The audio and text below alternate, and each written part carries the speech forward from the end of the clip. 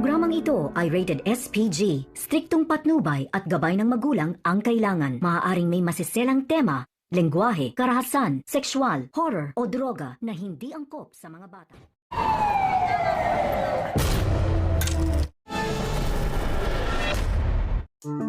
Galit nga si Rigor nang lumantad ito at nakita na rin sa wakas ang mga kaibigan ni Tanggol na nakalambitin at nakatali na ang mga kamay.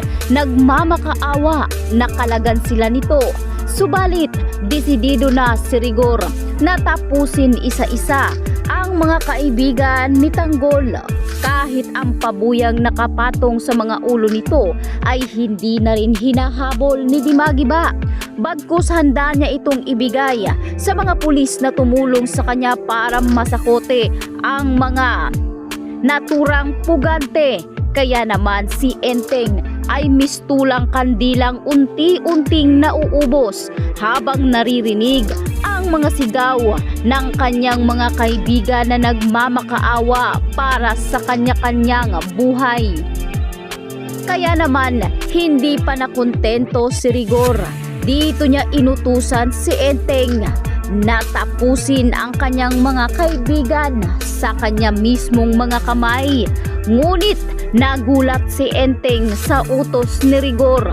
Sinabi niya na buhay niya na lamang ang kunin dahil hindi niya umano kakayanin ang pinagagawa ni Dimagiba. Subalit masyado ngang gipit sa pagpipilian si Enteng. Agad ngang tinutok ni Rigor ang kanyang armas kay Aling Mirna at pinapipili si Enteng kung ang buhay ba ng kanyang mga kaibigan o ang buhay ng kanyang ina. Masyadong masalimuot ang nangyari kay Bulldog, Thanos at Dulfo dahil si Enteng ang gumawa para tapusin ang kanilang buhay. Sa huli ay nakaramdam na rin sa wakas si Tanggol na tila masyado yatang matagal bago makabalik sila Enteng. Kaya agad na nga rumesponde ang mag-ama at sinundan, hinanap kung saan nga ba sila Enteng nagbenta ng naturang mga ginto. Maraming sayawan, kasiyahan at dito nga talagang matinik ang kanilang pagmamanman dahil masyado ring maingay ang kanilang pangalan, lalong-lalo na sa mga kapulisan.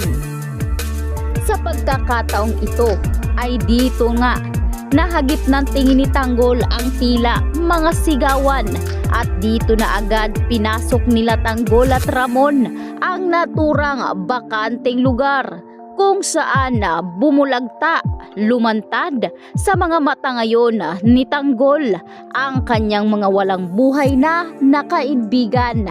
Subalit hindi nga matino kausap si Dimagiba. Matapos tapusin ni Enteng ang buhay ng kanyang mga kaibigan ay dito naman agad binaril ni Rigor ang ina ni Enteng. Kaya sa pagkakataong ito ay sumubok lumaban si Enteng at naisahan naman si Rigor. Dali-dali ngang nagulat itong si Tanggol dahil bigla nga nilang nabangga si Enteng na nagmamadali. Sa pagkakataong ito ay agad ngang bumagsak ang mga luha ni Enteng at paulit-ulit na nagmamakaawa, lumuhod dahil siya umano ang dahilan na wala na sila Bulldog, Thanos at itong si Dulfo.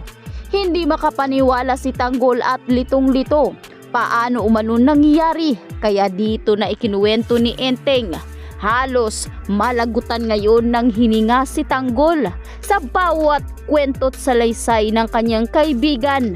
Sa pagkakataong ito ay mas lalong tumindi ang kanyang galit, hindi kay Enteng subalit kay Rigor. Naiintindihan umano ni Tanggol kung bakit nagawa ni Enteng, ngunit sana ay sinabi ni Enteng sa kanya para nang sa ganun ay mapaghandaan nila. Marami na umano silang laban na naipanalo. Ngunit bakit sa pagkakataong ito ay sinolo ni Enteng? Wala nga barang tiwala si Enteng sa kanilang plano, subalit huli na ang lahat dahil wala na ang kanyang mga kaibigan.